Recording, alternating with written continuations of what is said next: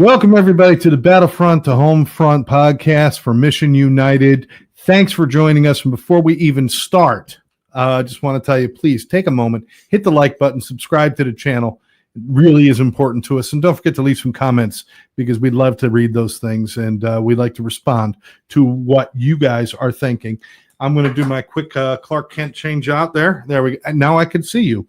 All right. Terrific. That was more like a Mr. Rogers kind of thing. We've got Sean McVie from Mission United. I'm Scott Jones, your co-host, and we've got a special guest. But before we start, Sean, how you doing, brother? Oh, I can't complain. It's just it's phenomenal about what is going on in the community, and I just love what we do, and it's great. Really? I mean, are you getting like a lot of good support and everything? Oh, and there's so much. I mean, despite all these government cutbacks and everybody's hurting, it's wonderful about how that brings the community together. Like, hey, I'm short on the funding. We don't have that anymore. So then, working with our community partners to fill those gaps, and they're eager to step in, and it's awesome to watch. And speaking of community partners, we've got somebody here who's somebody you work with to help provide services for the veterans. And this is our man, Leo Bingham. How you doing, Leo? I'm doing well. Nice segue there. I can see how you talk for a living for a while. Yes, I practice this. I live alone too, so I just do this with like me in the mirror, and really? It's like, yeah, Okay. yeah. They've tried to lock me up a few times for that, but I'm still good. You're with the Goodman Family Services, and Yep. You're doing enrollment and outreach and stuff. Tell us about Goodman. Sure. So I work for Goodman Jewish Family Services right here in Broward County. It's actually not far from where we are currently. I think I let you all know how close we are. So I work in their veterans program, specifically their supportive service for veterans families, or organization or program, I should say. And so the goal with just like with Mission United, who Sean works for, is the goal is to house homeless veterans and their families, or keep them housed. So if they're literally homeless out on the street, obviously, we work to get them back into a place of their own. If they're currently renting, maybe late on their rent, maybe, late on the utilities, anything like that, we help get them caught back up, should they qualify otherwise. But again, that's the main goal with supportive service for veterans families and the program that I work for. Do you have a military background yourself? Yeah, I do. I always forget to say that too when I'm doing these introductions and everything. I did just under 6 years in the Army infantry. Got out 10 years ago now. So yeah, this past August is 10 years that I've been living here in South Florida. So last duty station was Fort Stewart, Georgia. Sister lived down here. I visited when I knew I was getting out. I was like, okay, I like this area a lot better. I got out due to being a single father in the military, had full custody to my son. So it's like, I think this would be a great area to raise my son in, speaking of, the community and everything everything that's around here, and been living down here. Now I said 10 years. So, it's I can't believe it's gone by so fast. It's funny. I always tell my son that as you get older and everything, time it tends to go by faster, like a year is nothing now, but Yeah. Well, we appreciate your service. Thank you very much, Sure. as always. That's fantastic. They're doing similar services to what you do at Mission United. I mean, but do you guys fill gaps that the other one can't do? I mean, are there crossovers that really make sense here, Sean?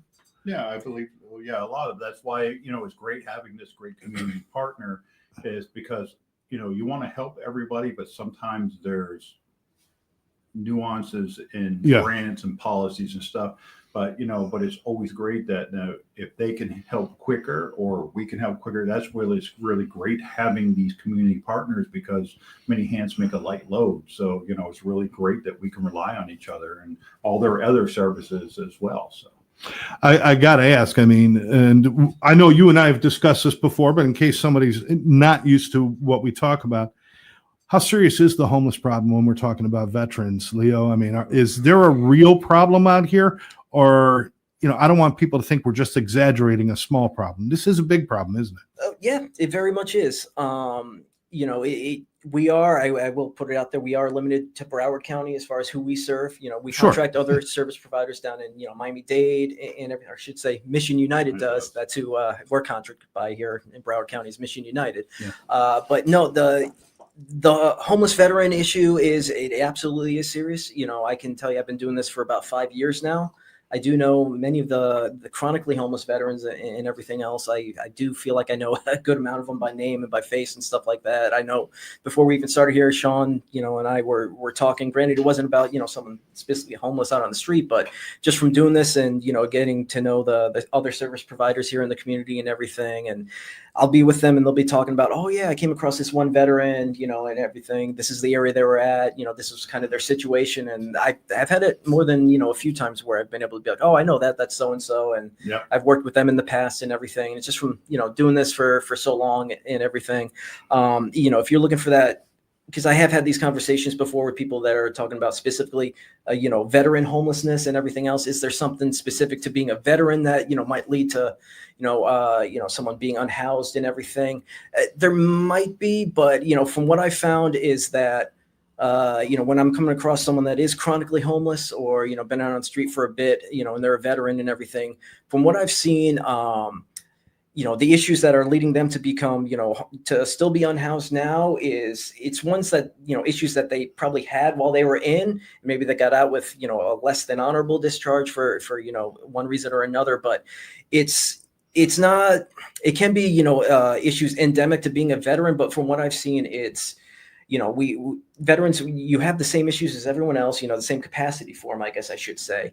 But obviously we all know, a lot of things that can happen while you're, in the military, and everything can exacerbate them.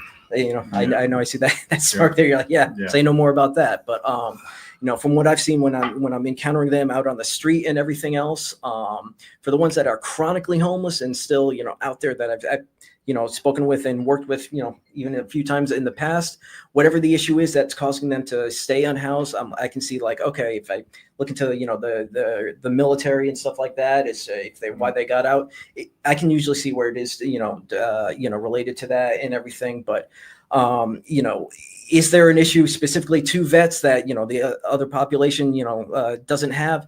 Yeah. I mean, when you're getting into the military and everything else, and I know I've talked about it with Sean before, is that transitioning from the military. And I know both of us, we both got out, fairly, on good terms and everything else. I say that we're both honorably discharged, but it's, we both knew that it was coming and everything else. Unfortunately, a lot of veterans, the issues that might lead them to become unhoused, they get out of the military not under the best circumstances, and unfortunately that can hold them up as well. Yeah. Now I know, you just again with, talking about Mission United and a lot of the way how, the services that if we don't provide them, Mission United might, be able to provide them as well. One of the other great, services that Mission United provides for veterans here in Broward County is they always offer, free legal assistance. And that is, through Broward Legal Aid. And that is, if you're a veteran here in Broward County and, having a legal issue, I'm not saying that they can help you out with everyone, but you can, at the very least, you can, walk into the Mission United office at 320 Southeast 9th Street, Fort Lauderdale, 33316. I don't even have that. I give it out. I He's give got it out a this. lot. I have to look out. I give it out a lot. But yeah, Mondays and Thursdays from 10 a.m. to 2 p.m. I almost said 1400 there. 10 to 2 p.m. You can walk in, they offer, legal services, and that, the reason that I bring that up is not just for, the veterans that have a specific, legal issue going on now, but is if they got out with, a less than honorable discharge for whatever reason, they can also, go to Mission United and you guys can help them out with discharge upgrades as well. Yeah. Sometimes for, I find that with a lot of people who, talking with other service providers who haven't served, when they find out that, maybe someone who needs assistance is a veteran, when they find out that they're a veteran, I get it a lot. Oh, just go to the VA, and it's like, unfortunately, it doesn't work out like that. That's a big misconception that's out there. Not every veteran qualifies for even our assistance. See, I think people either go one way or the other when they talk about the VA. They say every problem you have, go to the VA. Or people say the VA doesn't do anything for you and they're overworked and they're underpaid and there's all this stuff. Mm-hmm. People are opposite. The truth is they land somewhere in the middle there, right? I mean, wouldn't you say so? Yeah, we've talked about that. It's, way back in the day before World War I, that anybody who served in the military that was injured received all this free medical care. And then World War I came around and almost bankrupted the VA because they weren't ready for it. And when World War II came around, they got out in front of it and started changing all the requirements, and then Vietnam and all these other ones. So every time there's like very few people realize that when like we have these major things like Operation Desert Storm and Afghanistan, all this stuff, the VA starts changing their policies because they're afraid that they don't want to go back to that back in the beginning of World War I when all these young men came back from war that needed and almost bankrupt them. So they're constantly changing their policies. And that was back when 90% of that stuff was all medical. Yeah, it wasn't clinical like psychological work, which is now almost half of the work they do is psychological damage and things like that. So, but back to your question that started this line was when you were talking about, I mean, I don't see the actual numbers because I'm not a data guy, but I mean, our what we call, I don't remember as calendar year or fiscal year that we go by, but we average about like 1,500 veterans, give or take, and those are just only the ones we see. Right. Like I said, last year, I had to call our engagement team to let them know that I visited the VA clinic that was in Sunrise, and I was talking to one of the administrators, and we were talking about different things about Mission United. He goes, "Hey, are you aware that we actually have a homeless encampment?" I was like, "What are you talking about?" Because around that particular clinic in Sunrise, there's a lot of open space that's, of course, that's they're trying to build there, but not yet. But they have a homeless encampment. So I had to call our team and go, "Hey, listen, they just let us know there's a bunch of vets that are homeless that are hanging outside the VA in this particular area." There's a lot of them out there. It's just, but the biggest thing that we're always, like I said, we're always talking about is trying to change the stigma. They see a homeless person, they automatically assume it's a drug or alcohol reason. It's not. I was just going to say that there's a lot of these assumptions that people make and labels that they put on people. When they see somebody homeless, it's either A, they're a drug addict or a drunk, or B, they're crazy. And that's pretty much the categories everybody puts people in. But it's so much more than that, isn't it? Yeah, absolutely. I was with not with Sean, but with Karen here when I was waiting before the podcast here. I was actually talking about a veteran with her who I'll leave his name out of here, but he was very successful. He was up into his 50s. He was living over in the Tampa Bay area, married, owned multiple businesses. Unfortunately, within a short period of time, both his wife and his wife's father, who he was very close with, ended up dying from cancer, and kind of withering away. And, that's trauma, obviously. And, you have this person who otherwise very successful in life, but over in the Tampa Bay area, and having those two deaths, his trauma response to that was, at least the end result was he was out homeless here in Broward County for over a decade. So, like I said, he never an addict or anything like that, otherwise successful. It's not like, he was not like this would make it okay for him to be homeless, but it's not like he was, irresponsible with money or anything like that. It's just, life happened, trauma happened. His trauma response, unfortunately, was he had to remove himself from that situation. And he was, like I said, out here for over a decade out on the street and everything. But, thankfully we were able to get him housed. He's been housed since the beginning of the year here. So I was actually talking with him before I got here on the podcast and everything. But that's someone who's not even open with us in our program anymore. But, a lot of it, keeping him stably housed and everything else is, I call him and I check in on him and everything. Especially a lot of the topic that's coming up lately that I've talked with a lot of community partners are our aging vets. With the ability to pay rent. Social Security doesn't go very far. I mean, we won't get into politics about they're not supposed to touch Social Security, but it is. Let's not. Yeah. But they can't make ends meet. It's like that's why we were talking about like we have an older generation. Matter of fact, I just saw on the news there was a 99-year-old security guard, working at a complex. His reasons for going to work are different, but there are quite a few of them that you see now that when you go out places, you're looking like, why aren't you tired? Why aren't you? Because they can't afford to. Right. And it's happening to a lot of our older vets, and there's not a lot of places for them to go.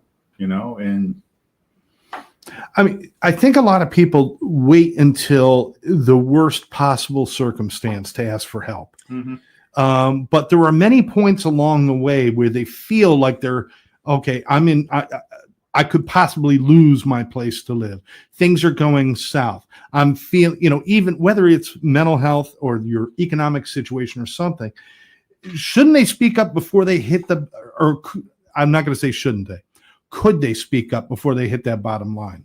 They could, but I can tell you, I mean, especially being a vet myself and everything, and whenever I hear this from people, I absolutely understand it. Is well, at first, there's always, well, I didn't know that, our organization was an option. That one I hear a lot, that we can get our name out there and everything. But yeah, Sean, you mentioned that a lot. The word isn't out there. Mm-hmm. Go ahead. But another one that I probably hear just as much, if not more, especially coming from the veterans and everything, is, well, they don't necessarily put it this way, but they're a little too proud to ask for assistance and everything. Stop in and say, it takes, you get humbled and everything, and to stop and ask for assistance, especially being a veteran. It's something where, if you want to bring up to someone who didn't serve, maybe they think less of you and everything else. But, there is that bit of a, like I said, you're proud, you don't want to ask for the assistance and everything. And I know a lot of veterans that I sit down with and speak with, and I start going over like, okay, here's how our organization can help you out and everything. They're kind of blown away, and they're like, man, a big part of it is like, one, I didn't know this was here, but also like they always tell me, you got to understand, like, I'm a vet, I can't, asking for assistance and everything, there's that part where I tell them, no, this is the assistance that you've earned through your service and everything. And, don't think of it as, again, don't want to get into the politics side of it, but, you get people that are like, I'm not going to ask for a handout. It's like, no, you earn this.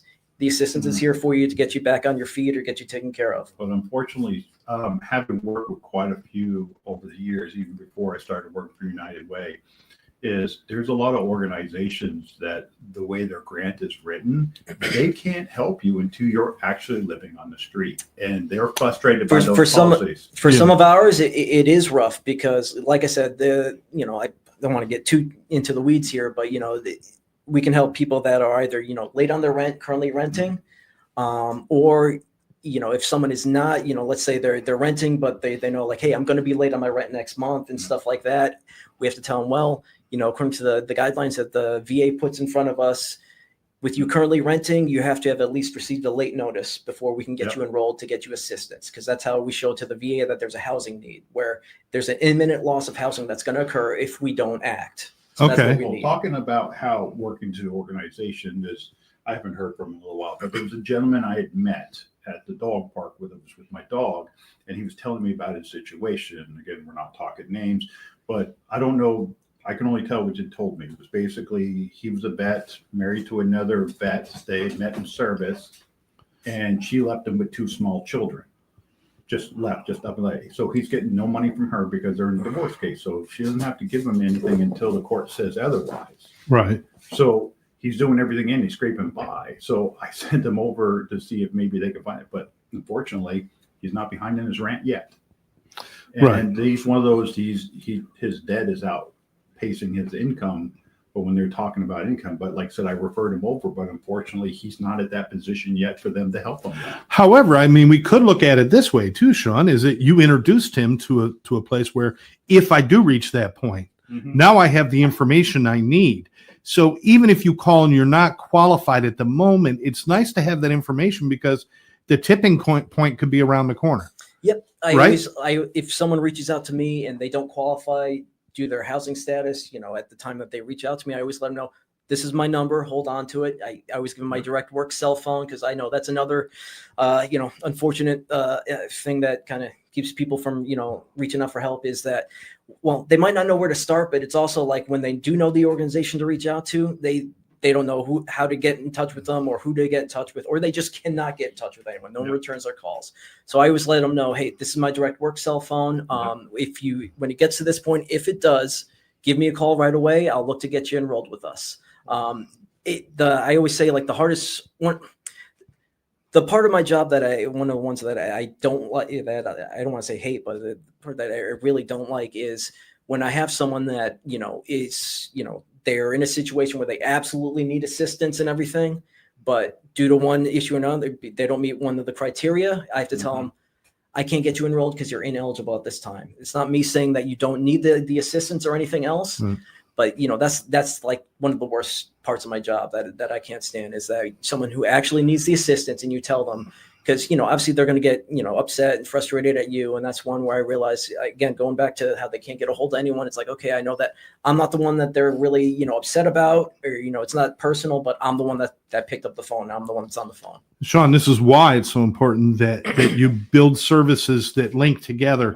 and that you have partnerships, because you might not be able to help them with what they think is their most serious problem, or maybe it is their most serious problem. But if you can get them any kind of assistance from somewhere else, you can do that, right? That's why I really love working with Leo, is because we have the same, but we're constantly networking. Like, if I can't help you, I'm going to find somebody who does. So I can call him. He knows he can call me. And one of the other great things I like is being connected. Now, the transition class that they have, they got different names for it, but it's TAP class. What most of us know is a transition class, is that we got in with them a while ago with their coordinator, and we're trying to talk to them before they get out. And they're looking like, why do I need to know about them? And what do I need to know about you? And when I talk to them, I'm like, listen, think about this is I'm telling you, as you're leaving out of the military and you're transitioning into the civilian force, it's a whole different mindset. Have these things available like an emergency kit in your car. You may not need us now, but you may run into a friend, you may run into a brother or sister, you may run into somebody someday, and you're like, it may be 4 or 5 years down the road or something, and like going, I know who to call. Right. And right. So that's the biggest thing. We're trying to build, because there's so much community effort here. That's constantly, I'm meeting people. A couple months ago, I met somebody, him and his wife about 10 years ago started a diaper depot. I forgot what you call it. And you're like, okay, but they range, doesn't matter age, whether you're 65 with continence issues or not, but it runs over time. So now I have a connection that, that I'm trying to connect with my coworker for that, because she's got an event coming up. It's great. Just if I can't help you personally, but I know who can. How important is it? I understand you guys both of you. Your job is to get the word out there, to let people know what's available, help them whenever you can. But you're two guys. What we really want is we want them talking about this in the community, so that, like you said, I might not ever need that, but if somebody I walk across does need it, I should have that information to give to them. How important is community awareness about what you're doing? Well, going back to what I said before, where a lot of people don't realize that this is even an option for them, as far as assistance-wise in everything. I mean, I know I see Sean because, our jobs kind of intersect a lot of times with our organizations. We'll see each other out at events and everything. And I'm always asking him, like, hey, because I kind of get tunnel vision, for better or worse, with what I'm doing, where it's essentially, okay, homeless veterans, let me find them, let me get them enrolled in everything. I tend to not have my ear to the ground, I guess. I'm always like, Sean, what else is going on in the community? Send me these emails, like, where are these events and everything? Because I'm like I said, I get tunnel vision so often, where I'm like, I have to go out, I have to find them, I have to get them enrolled and everything. So, but yeah, like out in the community and everything else, I'm sure Sean will tell you the same thing. When we go out to events, a lot of people, they're like, we didn't even know this was an option and everything. Even when I worked for the American Job Center Career Source, I can't tell you, we used to talk about that all the time, is that people would come in the office, goes, I've lived here for like X number of years, I didn't know you existed. And I will tell you, one of the things that I find a joy, the last 3 weeks, I'm not going to give you their names because I don't want them to get in trouble with their boss or coworker, but I've actually had people from other organizations call me to ask me to help them with their job. Oh, well, yeah, I've done that. Let's not name names on that. Fact, I just had one. Let's do it. Why not? No. Bob, I know you're right. No, I'm kidding. In fact, one that was cool that just happened to me last week was a community partner. They were working with a vet for his funeral, and the military or organization where it was supposed to come in and they do the flag folding, presenting it to them, for whatever reason couldn't make it. So they called me and said, hey, listen, where do I go from here? So, I mean, but yeah. And well, I'm just, the point I was trying to make was if I'm walking down the street and somebody says, where can I get a great burger? I can name 6 places off the top of my head where you can get a great burger. But if you're walking down the street, you see a homeless vet, and he says, where can I get some food? Where can I get some shelter? Where can I get some help? And people are like, I don't know. Yep. That's why I'm saying in the communities, we need better awareness so that we can share this and talk about it openly. And that it's not some big secret. Like I said, you guys should not be struggling to get people to understand that there's services for them. We need to talk about it. Is that part of the problem with stigma? Is just nobody likes to talk about it, or it's an uncomfortable conversation? Well, it's certainly part of it. Getting back to, I think we were talking about earlier with like the VA and everything. I can talk from my POV as far as whenever I go out and engage with a veteran and everything else, and I start talking to them about, I work for an organization, we assist, veterans with housing like yourself and everything. I can tell, like, more often than not, I kind of know the look in their face now, but when they're about to say, it's like, oh, okay, they're going to tell me about the bad experience that they've had with the VA, or, how they don't qualify for assistance and stuff like that, even though they typically do for us, even if they don't qualify for VA healthcare and stuff like that. But, I know, okay, this is coming up. Then I have to explain, look, we're contracted by the VA, but we're not the VA. We're able to help people like you in your exact situation. I've done it countless times, over the 5 years that I've been doing this. But again, that's another big part of it is not, you can, especially with, the veterans that have had these horrible experiences with the VA. Again, I'm not trying to put the VA on blast or anything like that. It's just, I'm letting you know from better. They're not there yet. My experience being out there in the community and actually interacting with them. I'm letting you know, I look, truth be told, I think, anyone that's been going to the VA for any length of time is going to have a bad story. I mine as well. But again, like I say, when I encounter someone out there on the street and, I tell them, hey, this is, we can help you out, get back into housing, or, even get you, maybe get a discharge upgrade, even stuff like that. A lot of times they'll just shut you down right there. And it's like, at that point, I got to kind of make appearances, going forward and stuff. Like anytime I see them, like, oh, hey, and they get to know you and everything. But that's another one where you can, not knowing about the assistance that's out there is a big thing, but it's also, just giving it, like I said, when you let them know, hey, we can help you out. This organization I work for, that's another one where even when you let them know, they'll shut you down there just because they've had bad experiences with not just the VA, but other service providers. Again, I don't want to name names or anything like that, but it's the unfortunate truth. And I'm just, letting you know that that's the experience that I have, like I said, being the person out there on the street, doing outreach and everything. And I hear that way too often. But also too is about, there is a small, let's be honest, if you're driving down the street and you're pulling up to the light and there's a guy that's holding the sign that says, I'm a veteran, 9 times out of 10, most of the time, what people are going to do, they're going to roll their window up and they're going to make eye contact instead of like, hey, did you guys ever know about so-and-so? Right.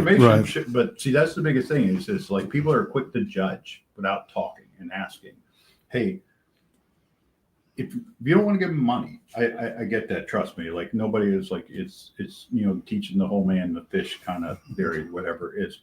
Hey, tell them about it. They may not know. They may not want to know, but at least you tried. Mm-hmm. Trying is part of like, if you tell 10 people on the street that, hey, listen, there's organizations out there that can help you.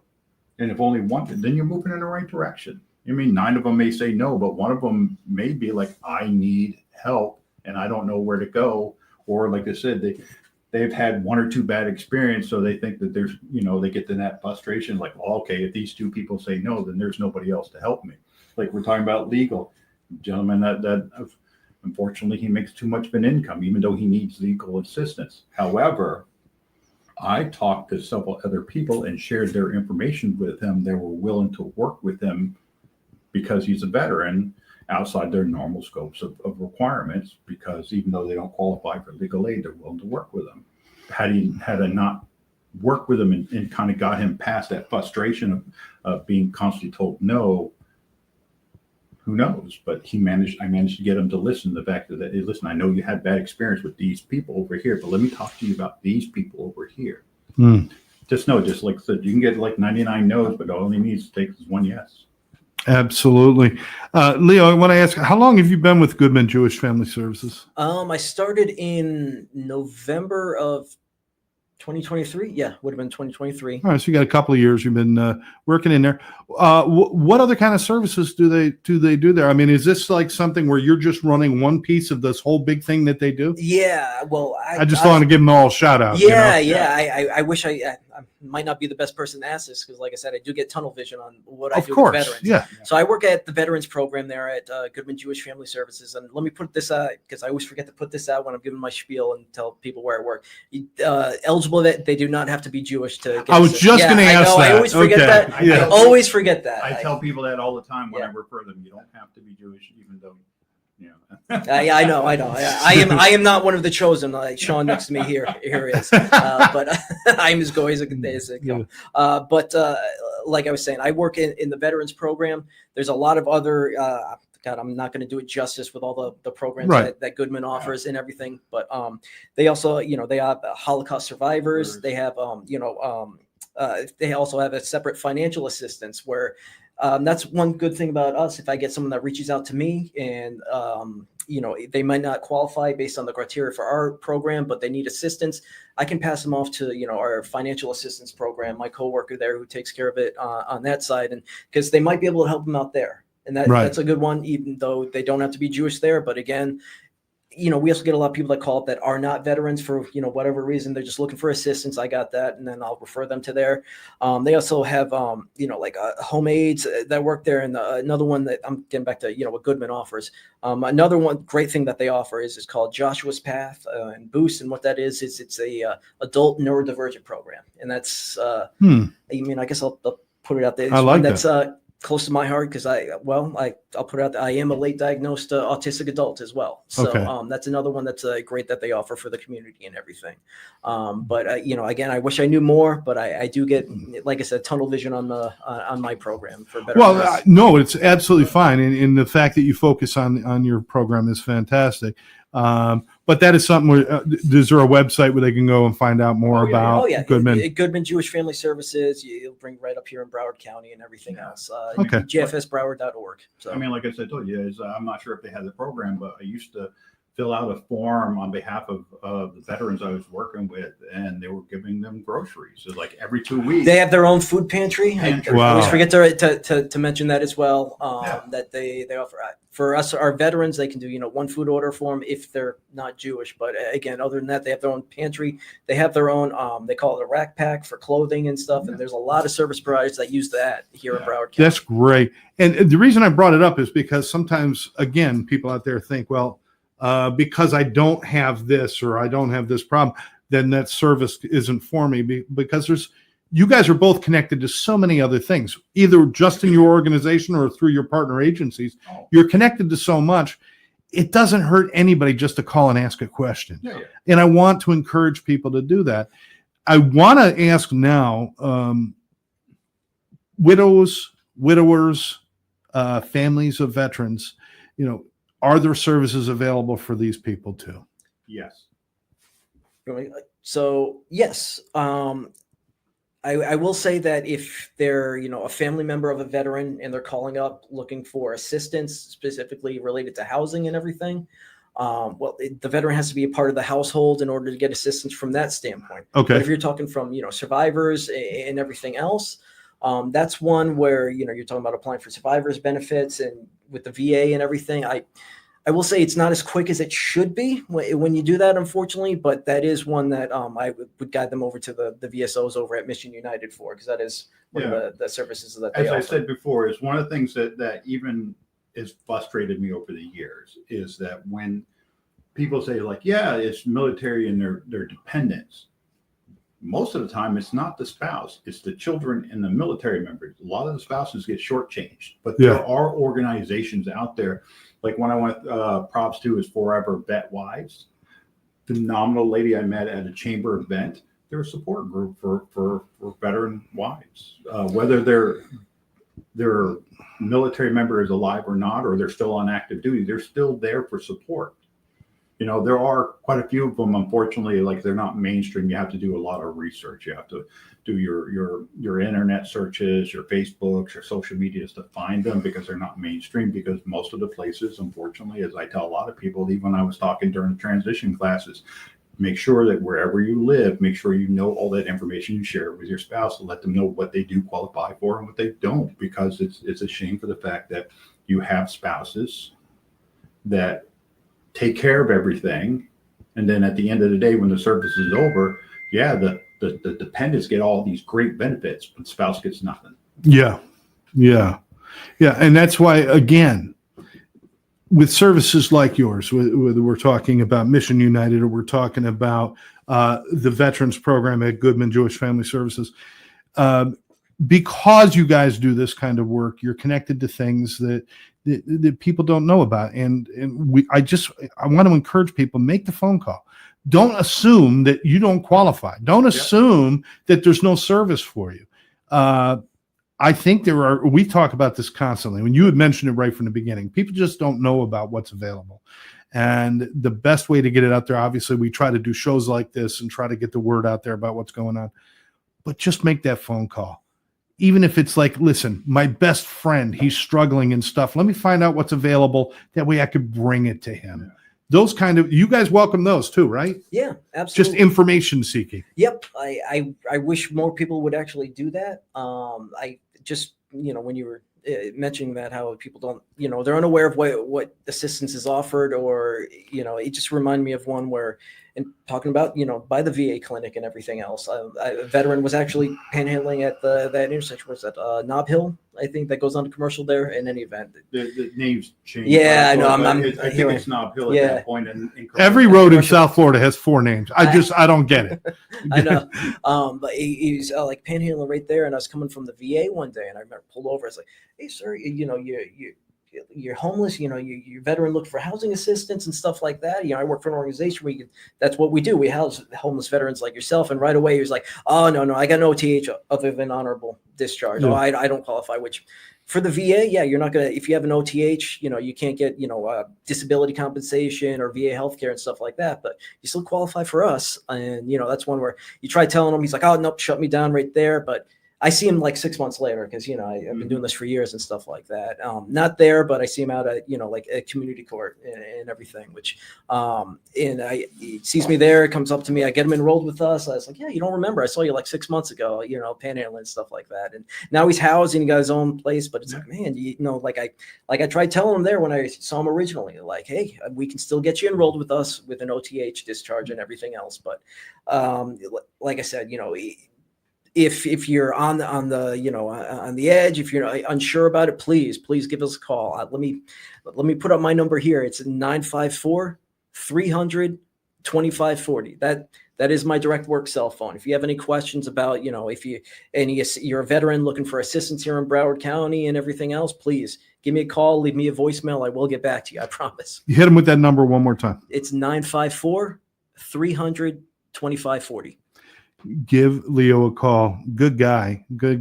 And also, as one as I've always told, it's like I was just telling the transition group the other day, is like, listen, right next to 911 on your phone, 211. If you're having a hard time remembering, if we're speaking too fast for you, go scared. Sorry, it's all love.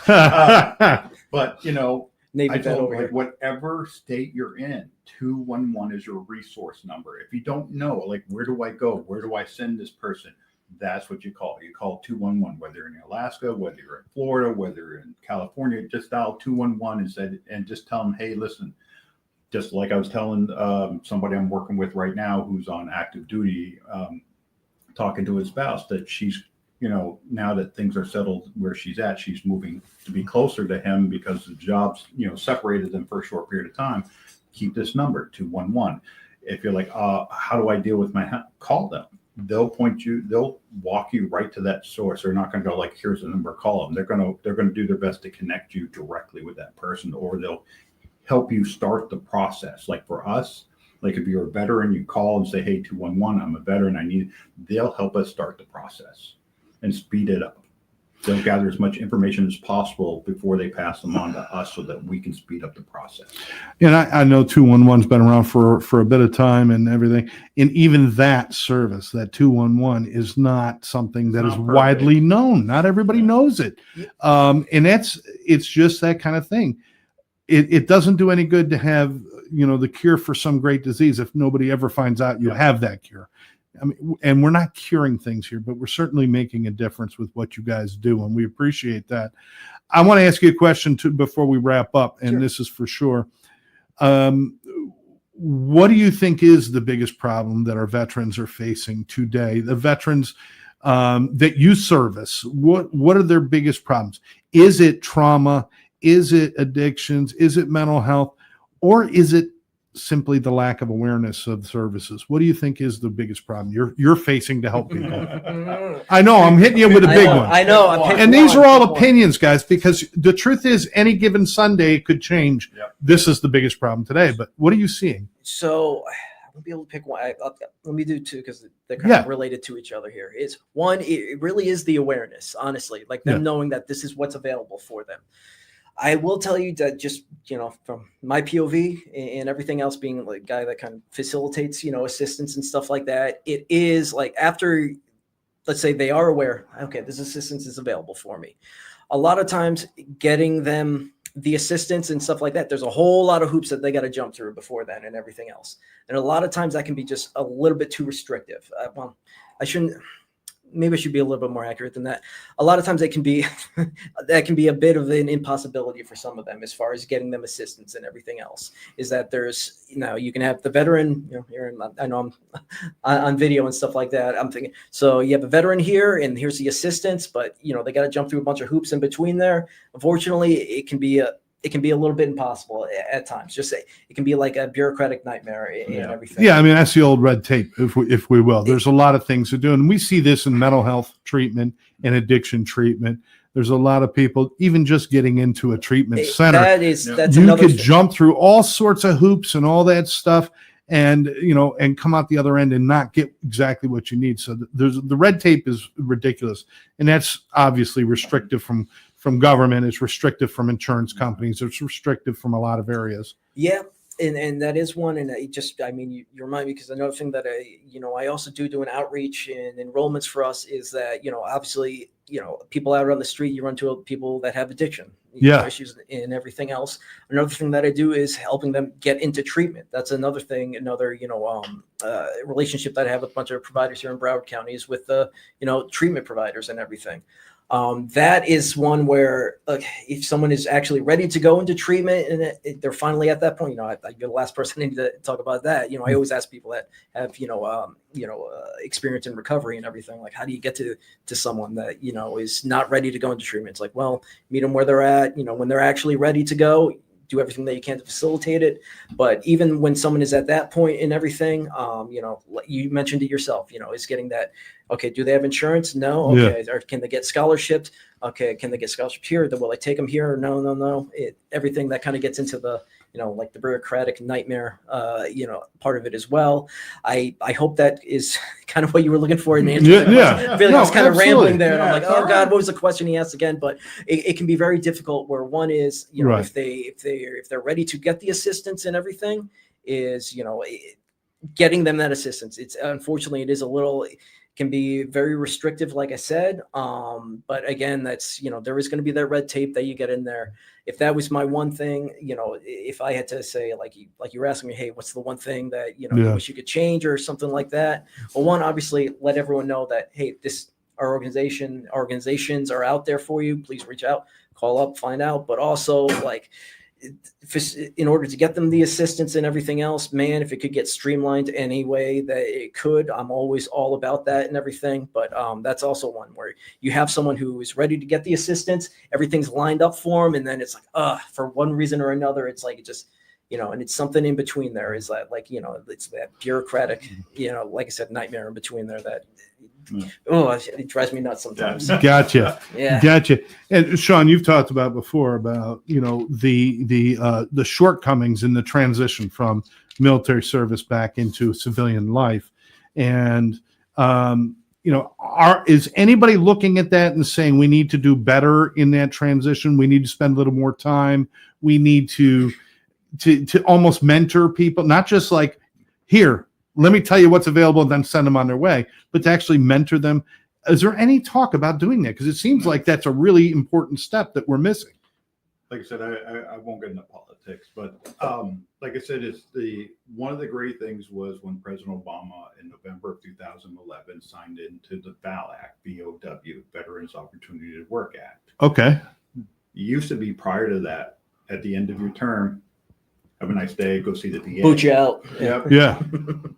He took a step forward and said, okay, starting at your 12-month mark minimum, there's a rigorous checklist that a military member has to go through before they get out. And the checklist has come a long way. Even when I first started the checklist, when I was helping my partners get it and brothers and sisters getting out, was that they had updated a couple of times by the time I got out, was that they changed a lot about like, hey, so they were aware. But unfortunately, time, money, issues, it's not like it used to be. I remember back in my early days, long before you, youngster, is about to be 40 here. I'm not a spring chicken. Yeah. So when I first started, I got shoes that are 40 years old. yeah, when they first started, they used to offer a transition class. It used to be 2 to 3 weeks long, and you would request, temporary assignment to go to this class, and they would really give you all the information. Like I said, I just visited TAP class. It's 5 days. That's all they get. 5 days. And you have to learn all you can in 5 days. There's no program for that. And that doesn't change, like if you're in for like say a short 4 or you're in for a long 12. It's all still 5 days to transition out of 12 years of service or 18 years of service. And that's for mentorship. Like I was lucky enough that when they asked me to be the career counselor, because I had a desk job, I didn't have much going on. The job was being phased out. So I didn't have a lot of responsibility. So I didn't mind helping and learning and helping people through this process. Was that I, on my own, created a monthly class where I would sit and I would invite my coworkers in to come like, hey, listen, let's talk about as you're nearing, whether you're getting out after this tour or not, sharing those information. Unfortunately, not every career counselor has that option. Some are good, some are bad, just like anything else. Some are like just getting a check in a box so I can get promoted, and some others have a passion that will do it. But unfortunately, there's nothing anywhere that I'm aware of the military changing the way they process military members out. Because we talk about it, because you go through all this training to change your outlook, your mental pace, to get into the military. That could be 6 months, depending on if you're going to a school, that could be a year to 2 years. But when you get out, 5 days. 5 days to change the way you look at the world. But wait a minute. Don't active military people make so much money that when they get out, they're set for life? Isn't that how it works? Yeah. Oh, yeah. Yeah, we used to talk about that all the time. Like, okay, so public knowledge of military pay. Anybody can scroll and see what is the military pay, how many years, etc. Yeah. But when you really grind that down, like when I'm sitting at a desk job, 9 to 5, Monday through Friday. 8 to 5. Military. Monday through Friday, unless I have duty and I have to stay, whatever. But when I'm assigned in the Navy, when I'm assigned to a ship, when I'm deployed for 6 months, I'm working 24/7. Yeah. And when you really boil that down to the pay, it's even less than what you think it is. It's even less.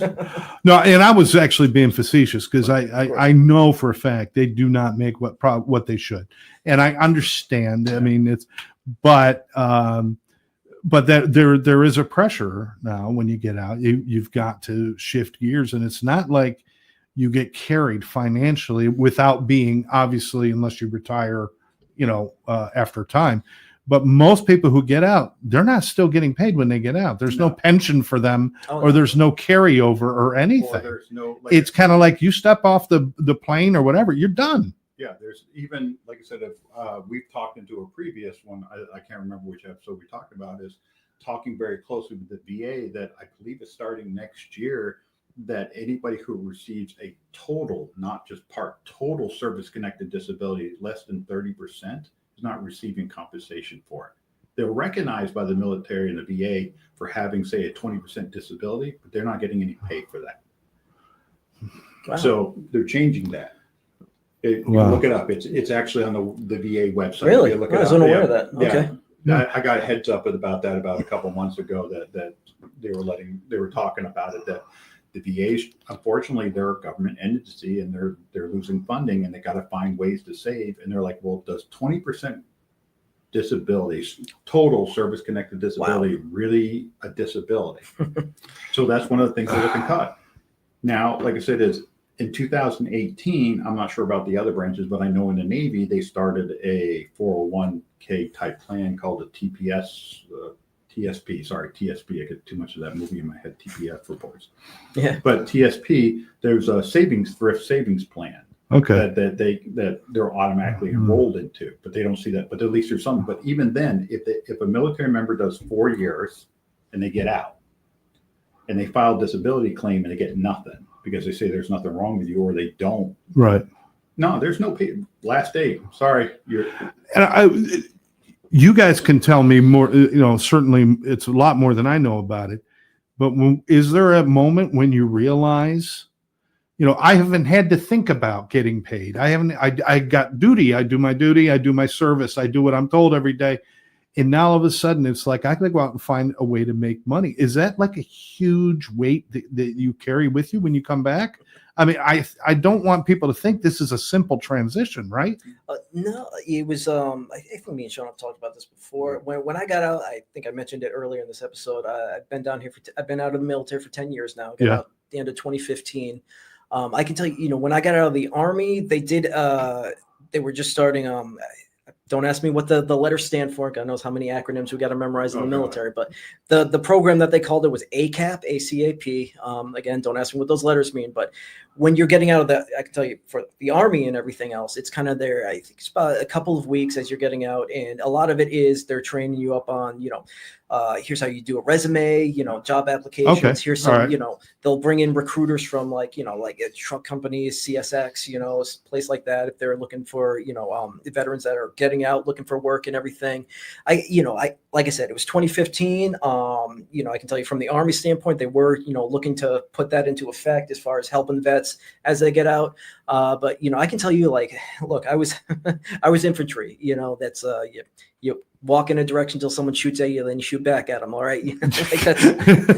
So, when I got out and everything else, I got down here and everything and was like, oh, wow, what am I going to do with this, and everything else. And it was rough. And, it wasn't until a few months later when I finally got, hey, you want to take a job doing security contracting back overseas? I was like, well, okay, for that money, I guess I kind of have to at this point. But, it was not an easy transition for me. And I can tell you that, personally in everything. But, it was something like Sean mentioned that at least, the military, what we've seen in the past, decade or so, they are making an effort to kind of, help veterans in their transition from the military back to civilian life. So Excellent. I will tell you, even from my experience, I did 24 years. I knew because having been told that I was getting told to be a command career counselor, I had a lot more knowledge than the average military person leaving. So I knew, I started everything ahead. So I knew getting out that I was going to get a retirement pay after 24 years. I already planned that all out. Right. But even afterwards, even knowing that I was going to get a disability of some kind, and I knew I was going to get retirement, I was still scared out of my mind. Yeah. I mean, I was like, okay, what do I do? I mean, I will tell you, I had a lot of anxiety in my last 6 months. So like, where do I go? We're going, talk to wife, we're going to move. Okay, so this is the decision we're going to move. What type of work am I going to do? Especially from going from such a regimented lifestyle to like, I mean, I was lucky enough. My desk job was kind of laid back. I was pretty much working for a DoD contractor. So, I mean, I got a easy way out because I worked with a lot of civilian contractors. So my changing of my mindset, I learned how to talk to contractors after the first couple of times I got yelled at. Oh yeah. But all I can think about it, all those people, you think about it, at any given time, roughly about 150,000 military members leave service every year for whatever reason, whether they're being kicked out or they're getting out. Right. And you think about that, that's statistically average, goes up and down depending on, what's going on. And it's mind-numbing to think of that when I look back. Like, I had 24 years, I was a command career counselor, and I was getting all the, compensation getting out, and I was still scared out of my mind. And I'm thinking, like, I have all these skill sets. What am I going to do with my job? What do I want to do when I get out? And to be honest, like I said, I fell into this job. I thought I was, being on Navy ships and being a navigator, that's what I was going to continue to do after I got out, and decided that's not what I wanted to do, and I fell into this job. I can't complain. There you go. But like I said, it's a scary concept. And I appreciate what you guys both do. As always, Sean, I enjoy spending our time together. Yeah. Leo, nice to meet you. I know we've met before because the more I look at you, more I'm like, son of a bitch. We had coffee together somewhere, and I don't know where. One of these community organizations or groups or meetings we were at. But that's cool.